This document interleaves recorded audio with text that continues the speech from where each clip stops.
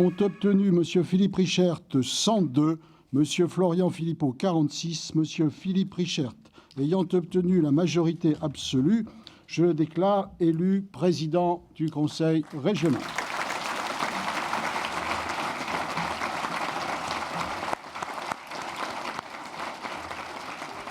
C'est sous des applaudissements nourris que Philippe Richert a donc été déclaré président de la nouvelle grande région, ici au Conseil régional à Strasbourg, où nous sommes encore ce soir et où nous avons le plaisir d'accueillir le nouveau président de cette région Alsace, Champagne-Ardenne, Lorraine.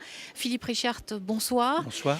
On vient de voir ces images. D'abord un mot sur ce moment, un moment d'émotion, j'imagine. C'est effectivement un moment d'émotion, d'abord à titre personnel. Ensuite, parce que nous sortons d'une période qui a été quand même très compliquée, une campagne très, très difficile.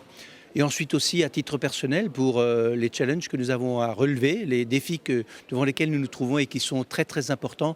Je crois que beaucoup de personnes ne se rendent pas compte du travail qu'il y aura à faire pour que dans les mois et les années qui viennent, on puisse fonctionner dans de bonnes conditions sur cette grande région Alsace-Champagne-Ardenne-Lorraine. C'est un aboutissement aussi pour vous, c'est finalement quand même l'aboutissement de cette campagne difficile.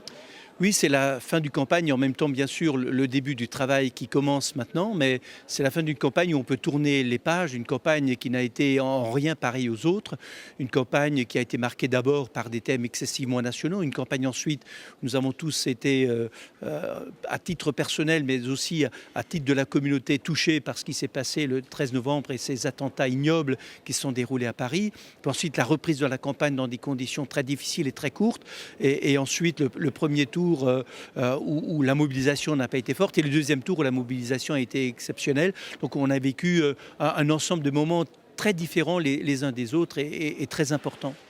Alors pour en arriver à ce résultat, eh bien, il a fallu un vote. Les 169 conseillers régionaux réunis ici pour la première fois se sont exprimés. Retour sur cette journée d'élection avec Vincent Tollet. Emmanuel Recht. Le vote était sans surprise, il a été aussi rapide, 20 minutes. Placé dans l'hémicycle par ordre alphabétique, chaque conseiller régional dépose son bulletin à tour de rôle, sous l'œil de Jean-Pierre Masseret, doyen et président de séance. Résultat, 102 voix pour Philippe Richert, loin devant Florian Philippot qui s'est présenté symboliquement. L'Alsacien fait son premier discours de président de la nouvelle région. Le ton se veut rassembleur, au-delà des clivages partisans. Le regretté Philippe Séguin disait, et je le cite, « Il n'y a pas dans nos collectivités locales une bonne politique de gauche et une bonne politique de droite.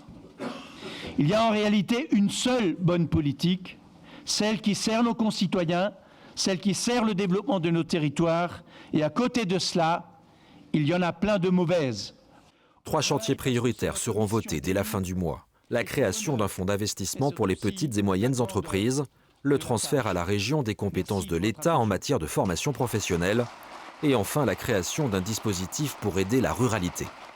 Cet acte vers la ruralité, il doit bien être un signe. Il ne faut pas oublier qu'il y a aussi, notamment en périphérie, et notamment dans l'ex-région Champagne-Ardenne, des territoires ruraux fragiles, des territoires ruraux qui ont un peu l'impression d'être oubliés. Dans l'hémicycle, la majorité devra compter avec le Front National, 46 élus, 2 fois plus que la gauche. Il s'agit de porter des idées, des convictions, et nous allons le faire. Nous avons le principal groupe d'opposition et même le deuxième groupe patriote, Front National de France, derrière celui conduit par Marine Le Pen dans le Nord. Donc c'est une responsabilité, un honneur pour nous que de faire entendre cette voix, ces propositions sur les services publics, sur l'organisation territoriale que ne portent pas les autres. Première escarmouche cet après-midi sur les vice-présidences. Le FN a déposé un amendement pour que leur nombre soit porté à 10 par mesure d'économie. Elles seront finalement 15. 1, voire 2 par département. Philippe Richert, finalement, cette élection s'est faite, j'allais dire, un peu comme prévu, dans un fauteuil pour vous.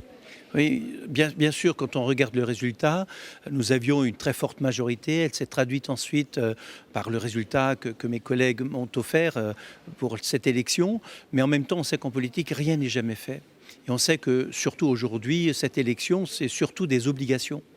Des obligations vis-à-vis de ceux qui nous ont fait confiance, des obligations vis-à-vis de ceux qui ont voté pour nous alors qu'initialement ce n'était pas leur choix. Et puis aussi l'obligation vis-à-vis de tous ceux qui n'avaient pas participé au premier tour et qui sont allés se mobiliser pour le deuxième tour. Et lorsque nos concitoyens se mobilisent, c'est une obligation supplémentaire pour nous d'être à la hauteur des enjeux. Et là, les enjeux sont très importants parce que l'organisation de ce conseil régional, l'organisation des compétences, mais aussi l'organisation territoriale administrative, ça va être vraiment tous les jours vraiment des préoccupations et des réponses à apporter. Alors on l'a vu aussi, il y a eu une très forte agitation médiatique. Si on peut considérer cela comme un indicateur, ça veut dire aussi que vos responsabilités d'avant, je rappelle que vous étiez président de la région Alsace, elles sont multipliées par 3. Ça veut dire élu dans un fauteuil, je le disais à l'instant certes, mais un fauteuil beaucoup plus grand. Alors c'est quand même des responsabilités qui sont nombreuses. Et puis ce qu'il y a chez nous en France, traditionnellement, les responsables des collectivités territoriales sont beaucoup moins mis en avant que dans d'autres pays. Je pense qu'avec la création de ces grandes régions, les responsabilités qui incombent à ceux qui exercent les responsabilités de l'exécutif, ça aussi, ça va nous changer dans notre pays. Et on voit bien comment c'est en train de s'organiser l'écho médiatique. Ces régions vont prendre de l'importance. Bien sûr, les élus vont prendre de l'importance, mais aussi l'attention portée à ce qui va être fait dans ces régions va être plus forte. Alors, rien que le fait que le Premier ministre m'a invité avec un certain nombre d'autres à le rencontrer dès cette semaine pour regarder comment on peut essayer de travailler ensemble dans de meilleures conditions, comment on peut essayer d'innover dans ce partenariat entre l'État et les collectivités, notamment les régions. Ça démontre bien qu'on a compris que ces régions vont devenir des acteurs de premier plan dans la vie publique, politique française.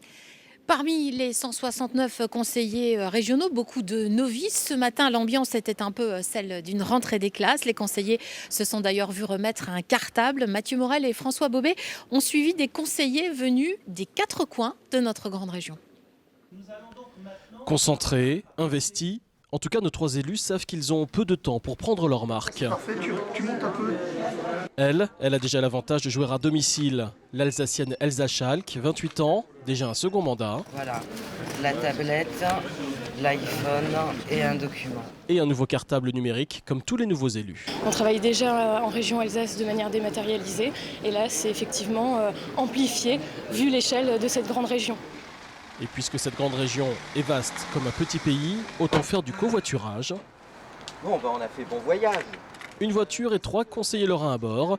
Et c'est une affaire qui roule. C'est un peu loin, c'est une grande région, mais nous on vient de Metz à Strasbourg, c'est plus facile que ceux qui viennent de Reims. 11h, première séance, un nouveau président, quelques applaudissements. 13h, et c'est déjà la pause déjeuner. Disons que là, si vous voulez, on est en coupure de séance, on en profite pour manger un petit morceau vite fait, on va retourner dans l'hémicycle. Bon, on apprend à se connaître.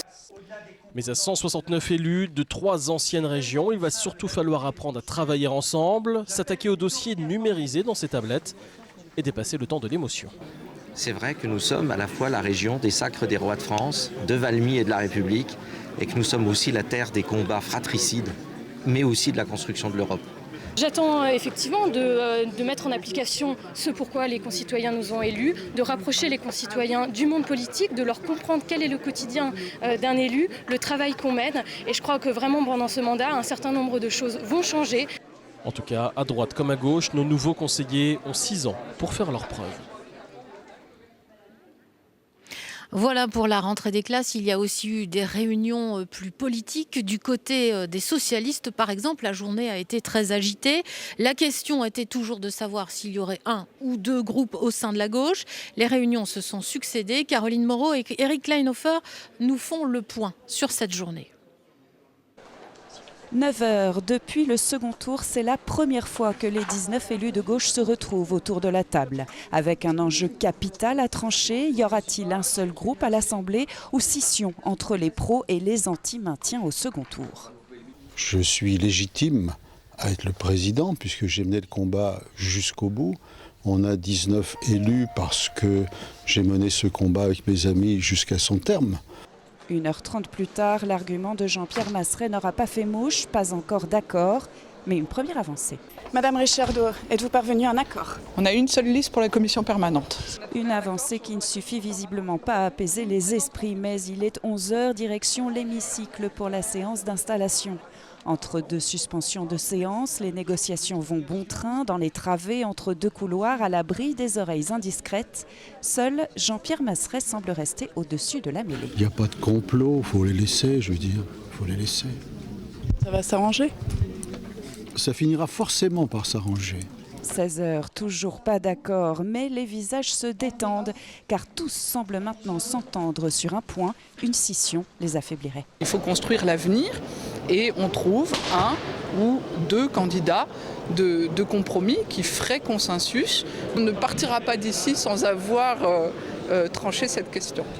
La soirée pourrait alors être longue. À 7h, toujours pas d'accord. À gauche, le suspense reste entier. Philippe Richert, au sujet de la gauche, évidemment, je ne vous demanderai pas de commenter leurs problèmes internes. Néanmoins, ce matin, vous avez dit, dans votre discours inaugural, je vous cite, que vous proposeriez à la gauche de s'associer à votre gouvernance. Qu'est-ce que ça veut dire concrètement, précisément ? D'abord, la première chose, bien sûr, l'exécutif, ce sera la majorité du Conseil régional. Il ne s'agit pas, d'une façon ou d'une autre, d'entraîner des responsables politiques qui ne sont pas dans la majorité de ce Conseil régional à faire partie de l'exécutif. Par contre, au niveau des responsabilités, je pense qu'il est important que l'on comprenne ici, dans ce nouveau Conseil régional d'Alsace-Champagne-Ardenne-Lorraine, comme dans tout le pays, qu'on ne peut plus se permettre le luxe de s'opposer pour le plaisir de s'opposer, d'avoir des postures. Je pense qu'il est important à la fois de tendre la main pour travailler sur des sujets concrets et notamment au niveau de ces sujets, de permettre d'exercer un certain nombre de responsabilités. Je suis prêt à laisser à la gauche, par exemple, la responsabilité de présider la commission des finances.